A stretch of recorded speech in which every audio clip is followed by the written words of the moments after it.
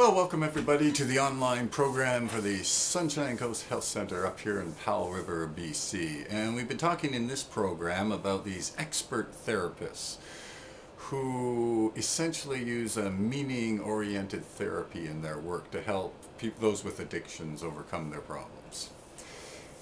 All slightly different, but have this basic general theme that they all follow. Now, if you've been following the program, you notice that they share some common ideas. So this week, I thought I'd just point out four of them. There are a lot more, but four is enough. Okay. And the first thing that they all believe in is that they must treat the whole human being, who is an individual and who is very complex and complicated. Okay? So this is why, for example, they don't treat an addict or an addiction. They don't assume that all addicts are in denial or need to be fixed or are all narcissistic, as they say. They don't believe that at all. That, by the way, is a very old idea from a fellow by the name of Harry Tiebout, who was trained in this Freudian psychology and published back in the mid-1940s or early 1940s. 42 and 44, as I recall.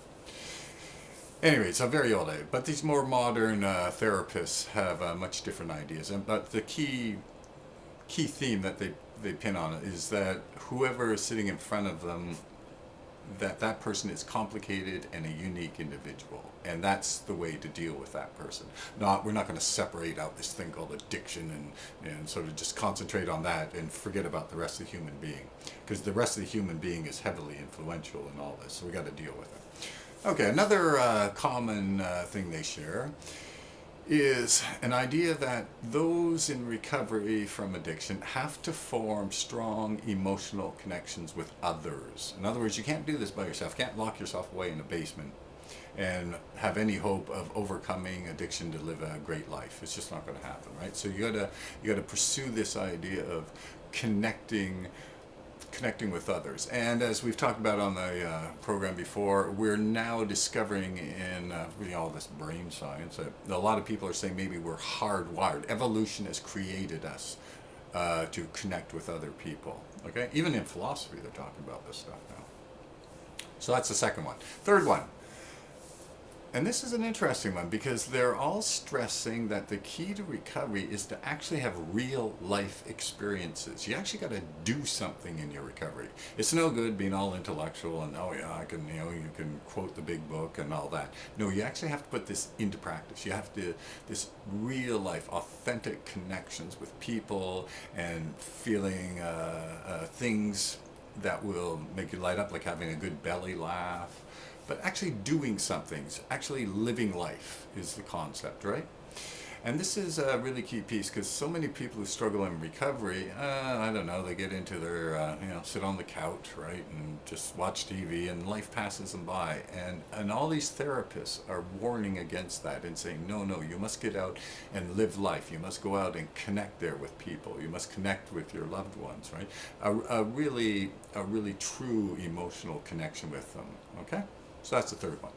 And then the fourth one is they all have the idea that it's no good if you look at your life and you just see this big dark cloud or this big shadow over it. No, you got to start looking at some more positive things in your life. Rather than dwelling on your failures and dwelling on your fears and all that, to start realizing you're actually quite capable, right? You have courage, you have perseverance, you can develop some hardiness, right? You have all of these qualities that you can then marshal up and use yourself. And not everyone's life is a failure, obviously. There's lots of successes.